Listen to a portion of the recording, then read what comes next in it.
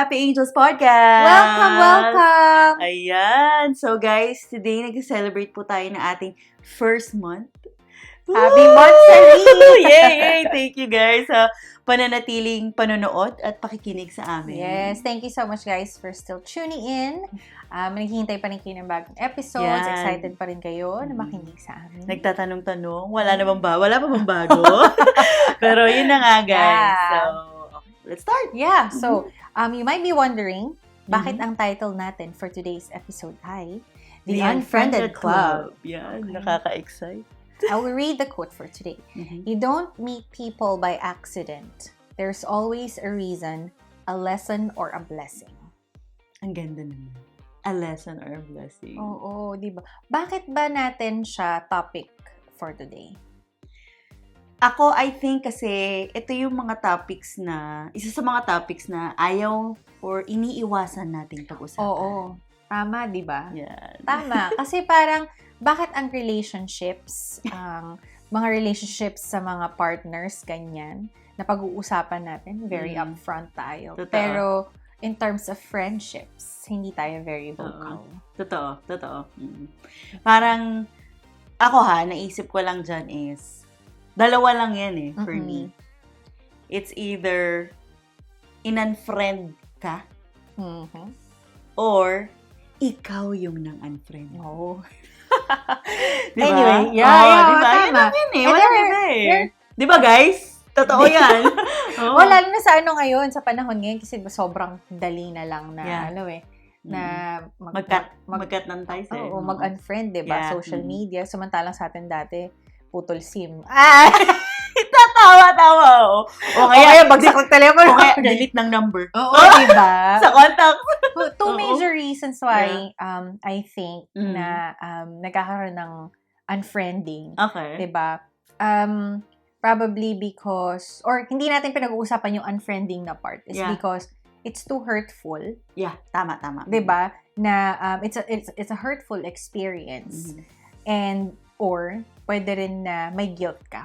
Tulad ng sabi mo. Kasi ikaw yung nang-unfriend. Oo, may guilt, Yeah. guilt, 'di ba? Tama naman. Oo. So, Ay, oo. Totoo medyo mahaba-haba Oo, yata itong naku. pag-uusapan natin. Pero Guys, very very juicy. Paki-comment na lang po. Sino tayo doon? In-unfriend or nang-unfriend? Oo, diba? Very interesting. Kasi ito yung mga bagay na, hindi na nga kami nag-uusap. Pero bakit kaya? Oo, parang, yaman. Oo, ganun diba? eh. Nadidismiss Oo, natin yung oo. fact na meron ganyong mga Yeah. pangyayari. So, Pero kailangan maintindihan talaga na. it's something that we should think Yeah. about. Sige, okay. Oh, yan. Ano Sino ba to? ang gusto mo maging kaibigan? And how do you make friends? What is your typical type of friend?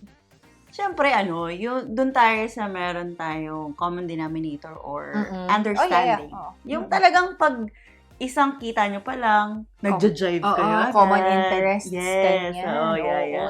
Activities. Correct. Sa work din. Sa work, Pwede oo. din, di ba? Tama naman, Yung- hobbies. Mm-mm. Diba? Syempre, Sports, music, arts. Yeah. So, Oo. madami. Madami. So, depende na lang. Basta, yung understanding nyo sa isang bagay is, hindi man, Similar, hindi man perfect na lahat ng gusto mo, 100% is ganun din sa kanya. Pero, Yeah. majority yung nagkakaintindihan Oo, kayo.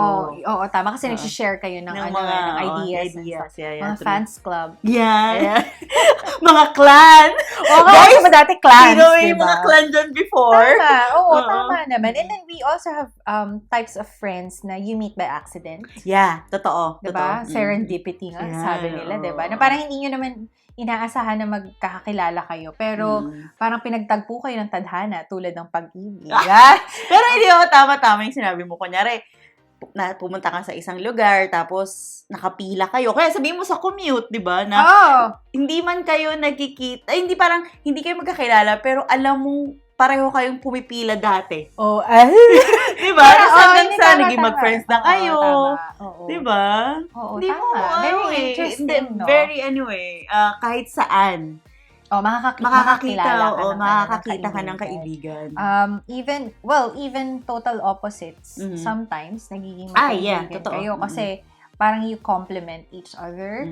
Tama, Diba? tama. Halimbawa, isa very sabihin natin introvert, yeah. tapos yung isa outgoing, so nagbabalanse kayo, you meet halfway. So, yun, di ba? Okay Nag-jive din. kayo. Oo, those types of friends as well. So, maybe, sa mga tao din na siguro hindi pa ganun kalawak yung network of friends nila, how do they make friends, diba? You have to be open to possibilities. Correct, na, alam mo yun, na parang kahit simpleng pagbili mo lang sa tindahan or grocery, you can meet someone who can be your friend.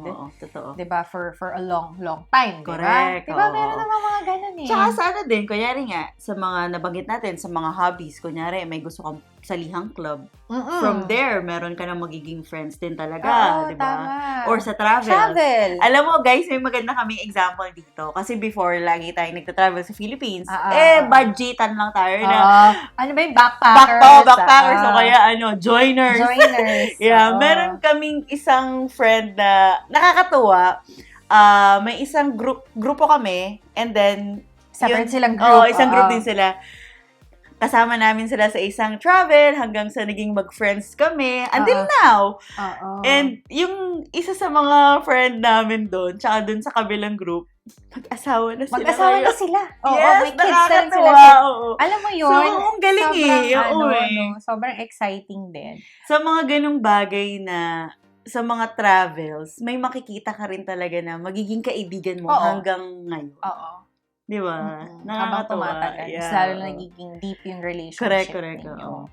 Totoo. And then, of course, nabanggit natin to sa comfort zone na episode natin before na, of course, para magkaroon ka ng growth, di ba nga? So, ito naman, in terms of friendship, you have to step out of your comfort zone as well. Be vulnerable. And also, kailangan magkaroon ka ng mindset na ang friendship is give and take. Yeah, totoo. Diba? So, totoo naman. Two-way relationship ang friendship. Kasi, syempre, guys, minsan, ang pasensya na ating kaibigan is nauubos din. So, kailangan dapat tanggap ng tanggap. Correct. Kailangan yan. Meet halfway yan. Yes, that's true. Siya ngayon, ikaw naman bukas, di ba? Hindi pwedeng siya lang siya, tapos ikaw naman, ano rin tayo? Dapat balance yan, guys. So, yun. Nakakatuwa, no? Kayo ba? Ano ba yung mga typical type of friends ninyo? Gusto niyo ba ng chikadora din? Maingay, ganyan, na parang you laugh at things kahit na nagtitingin na lang kayo. Alam niyo na sa isa't isa. Hindi niyo na kailangang magtindatan or whatever. Ganyan. Mga body language nyo, nagkakaintindihan na kayo, di ba? Siguro mention na rin natin kasi may mga ibang friends din tayo na gusto natin na sa bahay lang, yun yung mga trip ng mga friends na yun. Tapos meron din tayong mga friends na ang gusto nila sa bar or sa club. Doon naman tayo. So, kailangan, rin tayo. Flexible ba? Galing. So, guys, kayo, ano yung mga tipo ng mga friends na gusto nyo? So, please comment. Tsaka naalala ko lang bigla, di ba? Meron yung mga long time na or long term na mga friends na natin na since elementary, since high school, college, ganyan, up until now, you're still in connection with. Correct. Isipin niyo, bakit nga kaya kami nitong mga to, nagka-drive nitong mga to? Ano kayo napagtiisan nila? Napagtiisan nila ako? Yeah. So, think about it. Nakakatuwa. Pick up some pieces in there. Ngayon, dun tayo sa positive kanina. Ito naman, pag-usapan din natin, ano ba yung mga reasons bakit nagkakaroon ng pag-aaway? Diba? Hindi pagkakaintindi. Oo, ba't hindi nagkakasundo ang mga magkakaibigan? So, ito yung mga things na sabihin natin mendable pa. Yeah, okay. Yung mga napapatch up pa. What do you think? Yung mga maliliit na pag-aaway. Ikaw ba? Typical na magkakaibigan. So ako, kahit kung sinabi ko kanina, common denominator or understanding, kabaligtaran nun, syempre. May misunderstanding. So, petty quarrels. Yeah, exactly. So, kunyari, sabi natin, 3:00 magkikita. Diba? Sabi 3. Dumating 5. Oy, guilty ako dun minsan. Sorry na, guys. Pero totoo may mga ganun na hindi na hinintay. Sayang kasi yung oras na dapat nandun na tayo ngayon. Yung mga ganun. Na kapag ka na ipaliwanag mo naman, maiintindihan naman ang kabilang party, diba? Ito pa, mga drawing na usapan. Ayan, oo. Nagplano kay 10 kayo, natuloy 2. Ano yun? Yeah. Nakakatawa. Nakakaloka. Pero, Forgivable. Oo, Forgivable pero naman. guys, nangyayari talaga siya eh. Hindi mo pwedeng sabihin na ano lang yan eh, sabi-sabi. Realidad talaga yung nangyayari yan sa mga kakaibigan. Tama. Ikaw. Nakakatuwa naman. Ako naman, ang naisip ko dyan, sabihin natin possessiveness. Minsan, nakaka-affect rin siya sa friendship or sabihin natin na jealousy. Ito, ang example ko kasi sabihin natin nung mga previous years pa, medyo bata-bata ka pa, ganyan. Ako, dumating din ako sa point na possessive ako pagdating sa friends. Madaling magtampo kasi merong bagong set of friends, ganyan. Tapos, hindi ka kasama. Aalis sila. Aalis sila kasi hindi ka kasama. Parang feeling ko, lahat tayo dadating dun sa point ng buhay natin na, parang possessive ka sa friends. Hindi ko alam, hindi ko siya masyadong ma-expound. Pero, parang, gusto ko ako lang yung friend mo. Na parang, na-hurt ako kapag ka meron kang ibang, nag-enjoy ka kasama ng mga iba. Tapos, ikaw hindi ka parang hindi ka maka-penetrate or parang hindi mo masakyan yung mga gusto nila. Eto tama yan. Kasi dati pa na wala pang mga social media. Oo, tama. Diba? Tapos ang interaction is very parang personal. Tama. Diba? Pero kasi ngayon, iba na eh. Feeling ko mas, hindi sensitive, pero mas emotional na tayo kasi hindi, nagpicture sila. Hindi ka kasama. Hindi ka in-invite, guys. So parang, mas masakit. At saka ngayon parang kunyari sa GC. May sarili silang GC, hindi ka sinama. Diba? Tapos i-explain, hindi kasi parang hindi mo kasi parang baka kasi hindi mo masyadong mag-gets, hindi mo masyadong masakit. Tama. Forgivable. Yeah. Diba? Okay forgivable naman. Very, very small things. Pero totoo, no? Ang galing mo. Yeah. Yung, selos. Kasi parang bakit gano'n, lumalabas sila, tapos hindi ako sinasama. Yeah. Pumunta sila sa ganito. Hindi ba kasi friend, di ba sabi mo, maglalaba ka, pero may gagawin ka. I-mention na lang rin natin na. Pero guys, ito, totoo naman na in-invite ka dati. Nakailang beses na no ka na. Siyempre, let's understand those friends na ang lagi kang sinasabihin na sumama or punta ka sa ganito, tapos no ka ng no, tapos natuloy sila, magtatampo ka. Mag-adjust din tayo, guys. Diba? Totoo yun, diba? Totoo. Ilang beses ka nang niyaya, tapos ngayon natuloy sila, nagtatampo ka. Guys naman, naman natin yun, diba? Tama yun. Totoo Very true. So, kailangan din, mag-reflect din tayo sa mag-mature din tayo. Tayo ba may kasalanan? Or sadyang matampuhin lang talaga tayo. Pero good example yun. And then, ano ba to? Kunyari, ayun, napag-usapan natin kanina yung parang feeling mo na out of place ka, probably because hindi kayo pareho ng interest. Or parang, wala medyo you agree to disagree. Meron mga bagay na trip ng mga kaibigan mo na hindi mo masyadong gusto. Diba? Totoo. It's either, nag-mature. Parang i-respect mo na lang kung ano yung gusto nila. Or, alam mo yun, parang you give them some space, I guess. Yeah, tama. Siguro, ang masasabi ko dun sa parang out of place is, ako, guilty rin ako minsan dun na, kunyari, ito yung gusto ko ngayon. Tapos, kunyari, ito na yung hobby ko ngayon. And then, bukas, minsan kasi may moment akong gano'n na paiba-iba ng interest.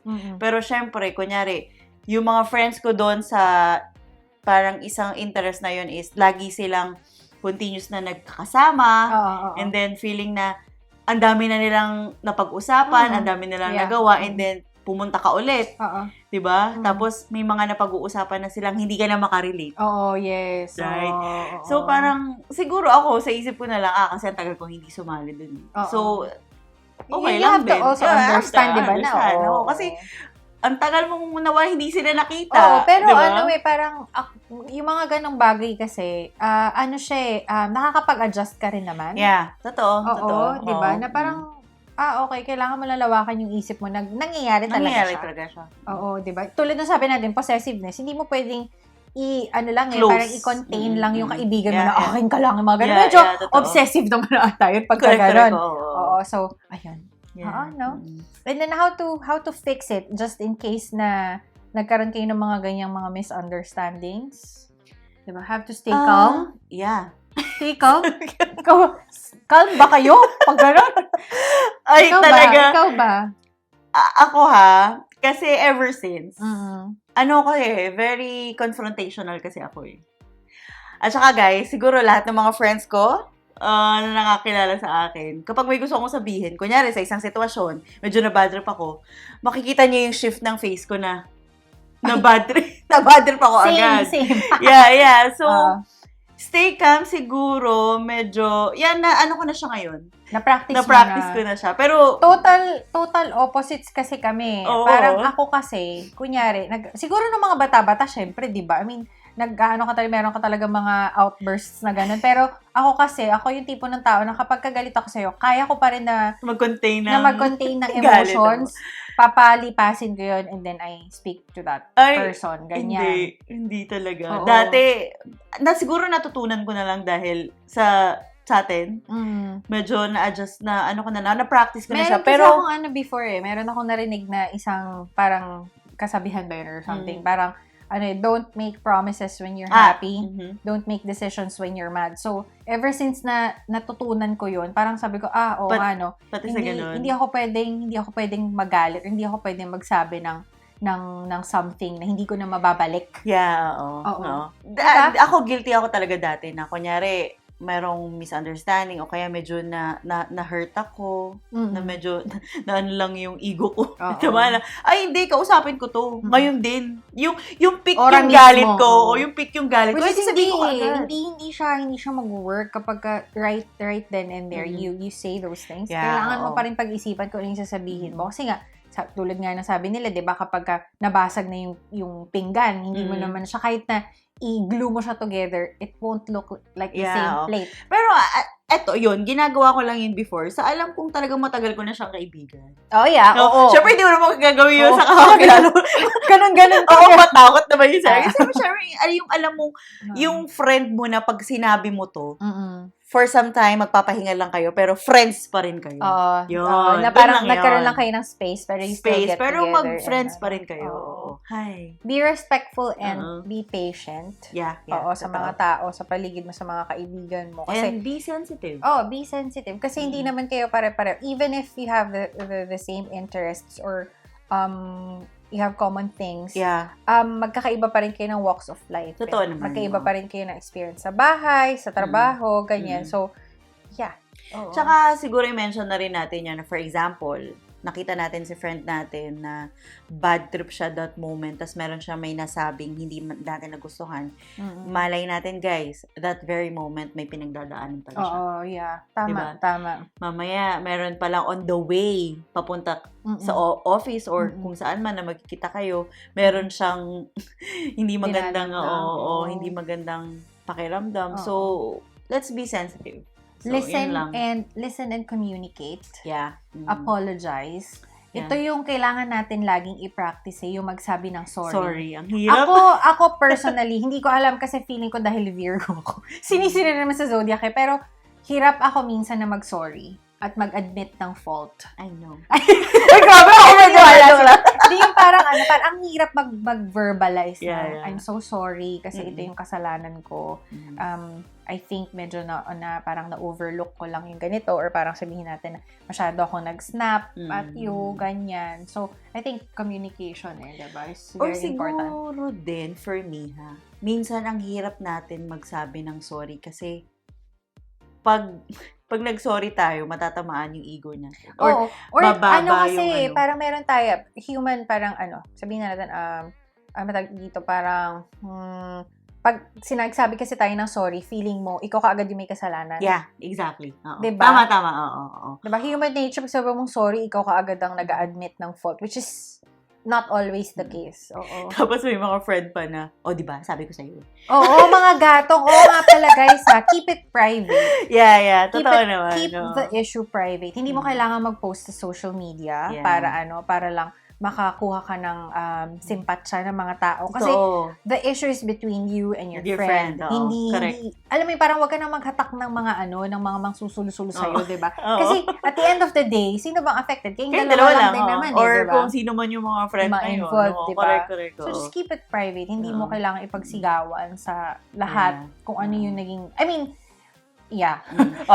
Pero aminin mo, iba kasi noon Na, yun nga, na kasi ngayon, masyado ng ang social media. So, lahat, pwede mo nang sabihin or pwede mo nang i-post or pwede mo nang kung ano man. Pero permanent kasi anything that you share online, andun na siya. Yes. Out there already. So, Correct, ako, fan talaga ako na kung kayo lang, hindi mo kailangang mag-drag ng ibang tao para sumali doon sa issue niya. Correct. Just the two of you.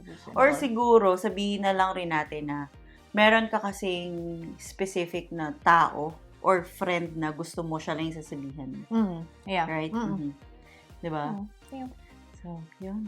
Oo. Ang galing. So, ito ba, nasa mendable pa lang tayo? Mendable pa lang to, guys. Wala pa tayo sa so, next. Parang nag-away kayo for some time, tapos, bati kayo ulit. Oo. Bati ulit kayo, di ba? Same as before. Yeah. Now, moving on to the more heavy side of it. Yeah, sige. Kailan natin na-identify na ang isang relationship is already a toxic relationship or toxic friendship na? Ito, medyo mabigat na to kasi parang when do you cut ties with your friends? Yung talagang tapos wala na talagang balikan. Oo, diba? Or come to think of it, meron talagang nangyayari talaga sa totoong buhay na hindi mo alam kung bakit ka in-unfriend. Yeah. Diba? Or hindi ka aware na may ginawa ka na hindi niya nagustuhan. Oo. Or ikaw din mismo, kailan mo masasabi na ayoko na siya maging kaibigan. Yeah. Tama na. Diba? Goodbye na. Oo, diba? Kasi ganun parang sabi natin kanina sa mga relationships with partners, alam natin kung kailan sasabihin na parang sagad na, parang it's not you, it's me. Yeah. May ganun sa relationships Pero bakit sa friendship parang hindi masyadong solid yung line? Yeah, totoo. Kung kailan natin masasabi na it's correct, over. oo. Tama diba? tama. Ikaw, ano sa tingin mo? Siguro, paano ba? Sige, I'll start. Sige, ikaw muna.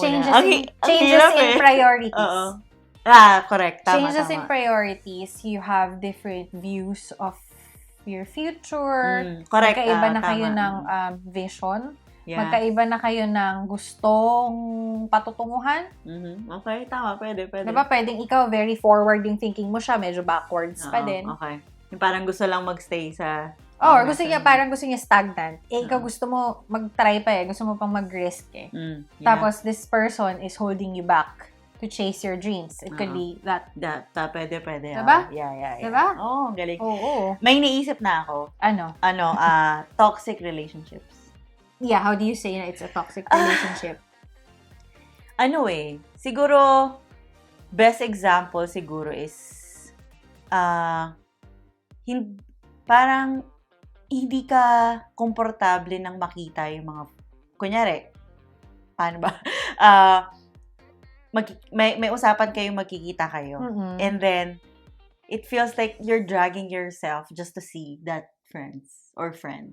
Parang ganun yung feeling. Parang na hindi ka, you're not yourself anymore. Yeah, exactly. You're not yourself anymore na parang, pagkasama mo yung friend na yon or yung mga friends na yon, parang you're just pretending just to be with them. Oh, yeah. Na parang you don't feel good about yourself anymore. Exactly. Yeah. Na parang siguro nagkakaroon ka ng inferiority complex kapag kasama mo yung taong yun or yung setong. Yung parang you're just pretending na ikaw to pagkasama sila. Pero kahit hindi naman deep talaga. Inside you, hindi ako masaya parang hindi ako to. Parang ganun.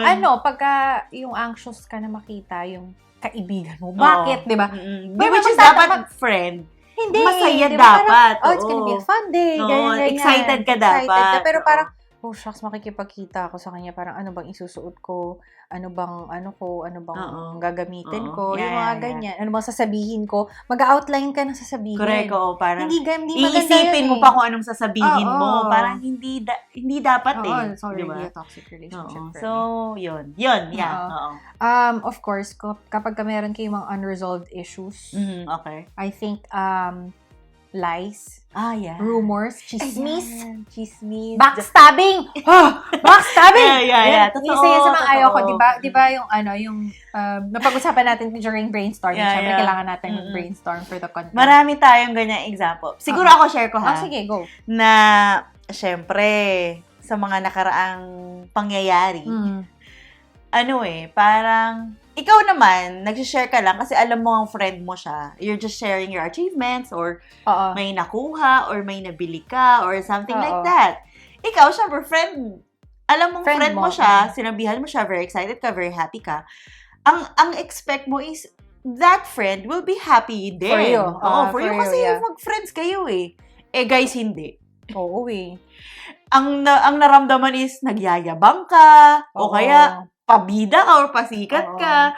Yun inggit. Inggit. Kasi parang ikaw, kasi alam mong friend mo siya, i-share mo kung anong meron ka or i-share mo kung ano yung na-achieve mo. So, expect natin na magiging masaya sila sa atin, pero kabaliktaran. So, or parang, gagawa pa sila ng ibang kwento na, hindi, kasi kaya niya lang naman na ganito, kasi ganito, ganyan. Diba? Exactly. Hindi maganda. Gatong, guys. Oo, diba?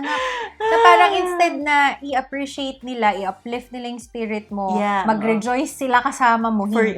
Na parang i-drag ka pa nila pababa. That's very, ikat mo na yung ties ngayon na. Yeah, so guys, alam kong may mga na-experience kayo yan.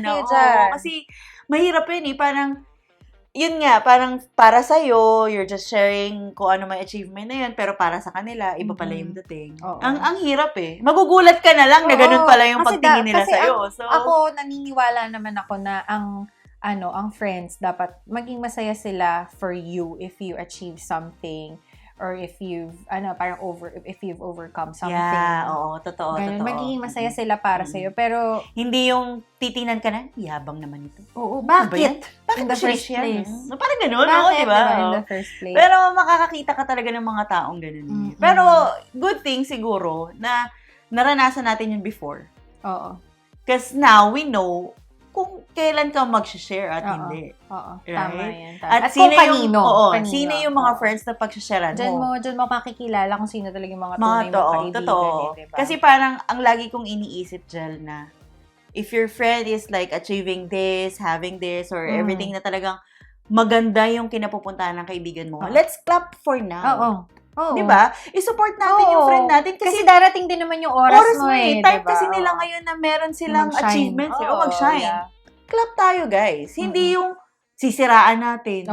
Diba? Sasabihan natin, ang yabang naman ito. Huwag ganun. Kasi, yun nga, parang gusto natin magkaroon ng harmonious relationship with everyone. So, sa sarili din natin, let's be, Mag-ano na kayo, mag-draw na kayo ng line pagka ganyan yung medyo nararamdaman ninyo towards other people. Yes, diba? Correct. Kasi, hindi siya healthy for you rin. Mentally, hindi correct, Tsaka iba pa rin, guys, yung matutulog ka sa gabi nang wala kang iniisip.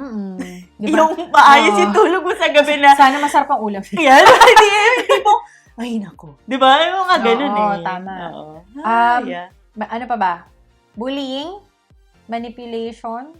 Ay, pwede, tama. Di ba na parang puppet ka na nila? Yeah. And the relationship, I guess. Siguro, sa bullying kasi yung mga tipong pag-friends kasi talaga kayo, umaabot asaran normal trash talk, whatever.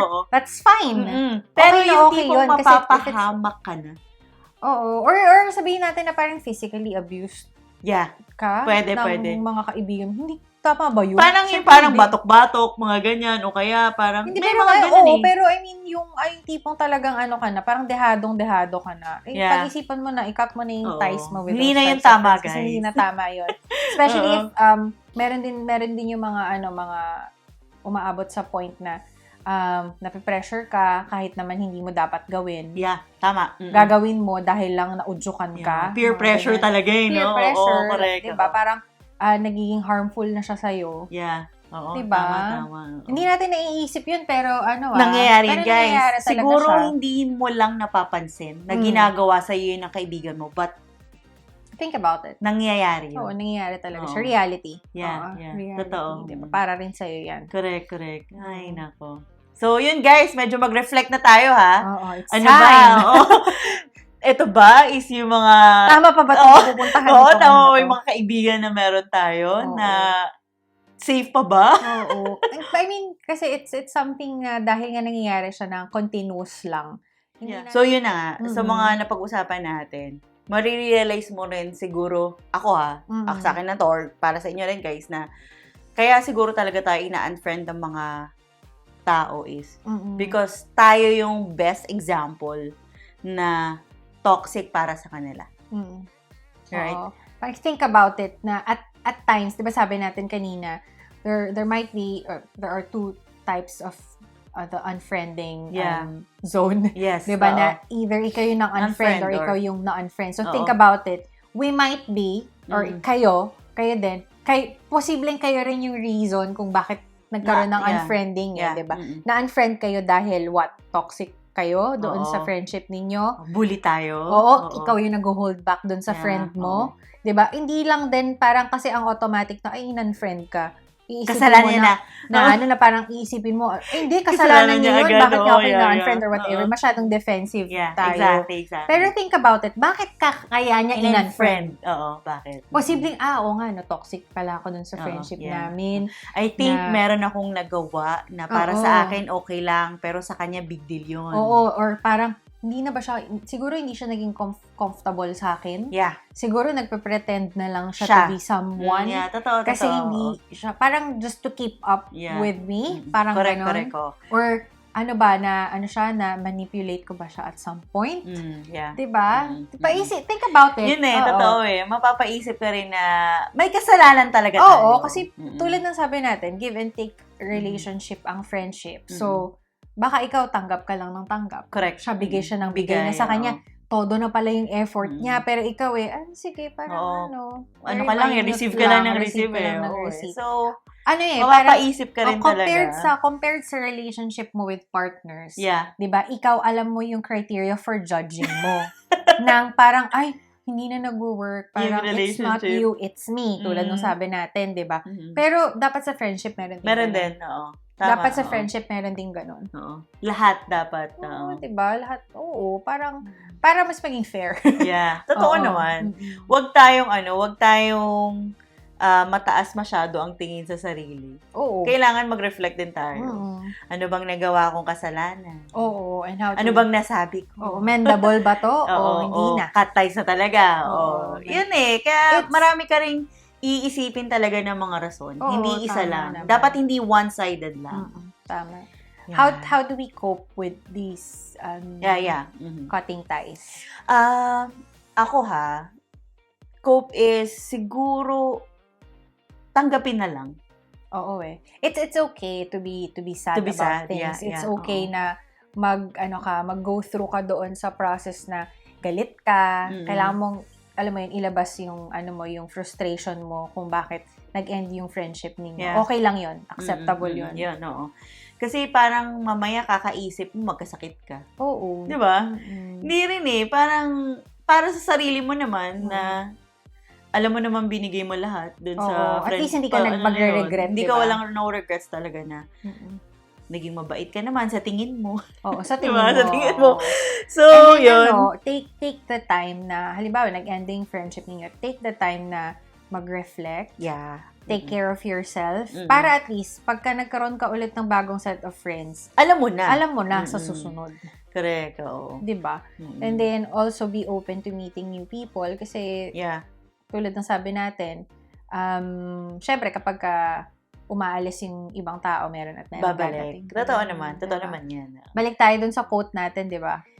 You don't meet people by accident. Yeah. There's always a reason, a lesson, or a blessing. So, yun nga. Lesson ba siya? Or blessing siya? So, mapapaisip ka rin na lesson siya ngayon, na-meet mo siya ngayon because mas may magandang darating.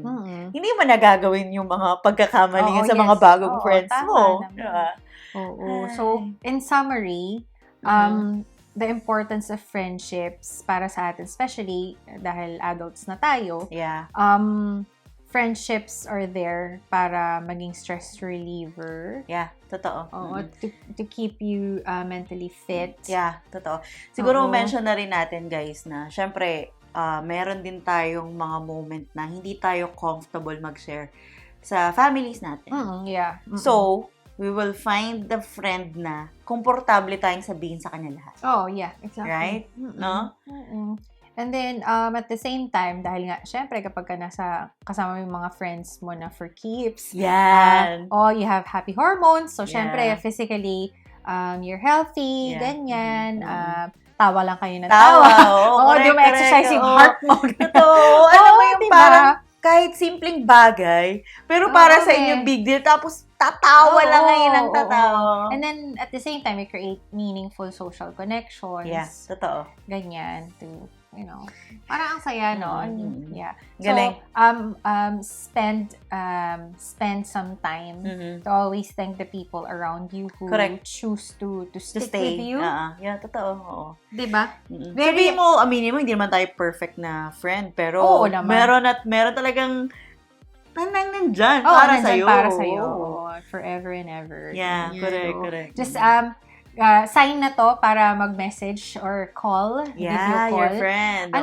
Swerte nga ngayon sa panahon ngayon kasi sobrang dali na lang ng ways and means of communication. So like before, di ba, letters pa, ganyan. So kailangan nyo makita. Yung best friend ko, nagkahiwalay kasi kami.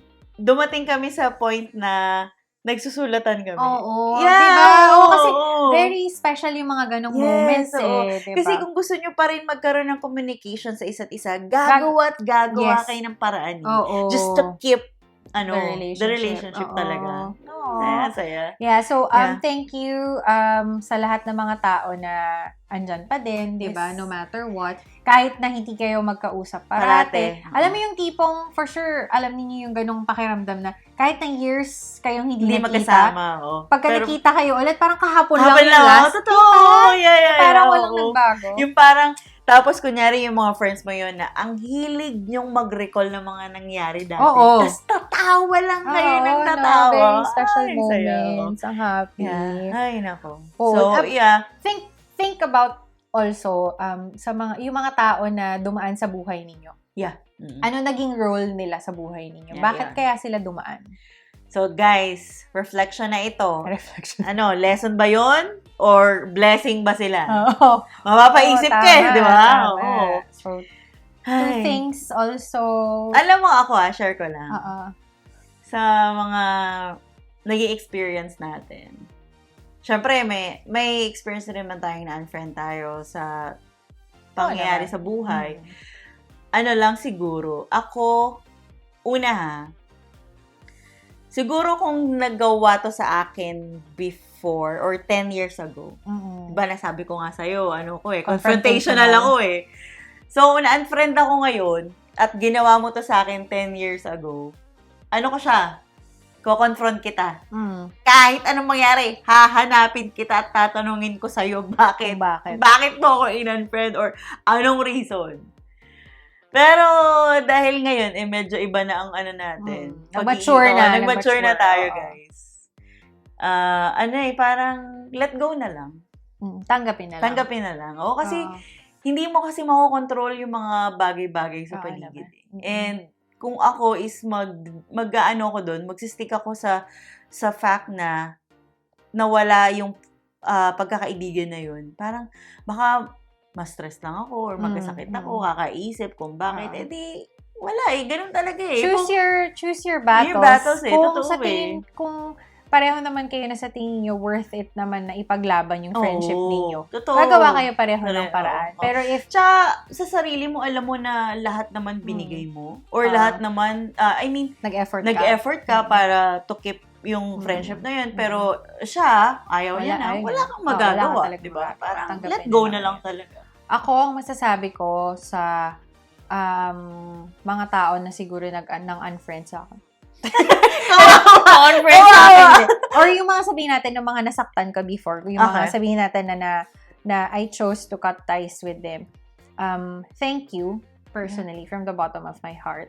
And I hope and pray na you find the peace and happiness na hindi nyo nahanap kasama ako. Hindi kasi sakit masakit, hindi masakit, pero parang come to think of it, yun nga, tulad ng sabi natin, parang ako siguro yung toxic doon sa friendship na yun. Oo, totoo. Oo, 'di ba? Kaya ako na-unfriend na sana nahanap mo na yung peace na hinahanap mo. Totoo naman. 'Di ba? At dun sa mga na-unfriend ko, sorry, pero I have my own reasons as well. Yeah.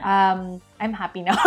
Hindi, basta yun naman ako kahit pa paano. Bumawi naman. Oo, syempre, 'di ba?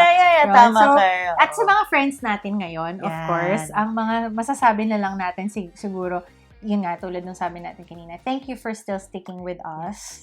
Salamat, and, guys. Sorry sa mga may mga nagawa. Mga shortcomings namin. Totoo. Oo, diba? Ikaw, ano pang pwede mong sabihin sa kanila? Yun nga, parang ikaw din, thank you din, na dun sa mga hindi na natin, parang yung na-unfriend or anuman, or hindi na natin nakakausap ngayon, na thank you kasi dumaan sila sa buhay natin. Oo. Yun yung kasi yun nga Ako guys, alam niyo naman guys, ma-reflect tayo, di ba? Lesson sila. Kasi at least now, alam ko na kung kailan ako mag-share. Alam ko na kung kailan ko, ano yung i-act ko towards sa mga friends na ngayon na dati kasi yun nga, since confrontational ako, makuda ako, alam naman na lahat na friendly talaga ako, pero kasi minsan may hangganan di ba? Minsan masasabihan ka ng epal sa sobrang pagiging friendly mo, epal ka na. So parang sa akin, yung mga taong dumaan sa atin is, thank you. Kasi natuto ako dun. Oo, tama yun. Di ba? Tama. Natuto ka kung kailan ka magtitiwala.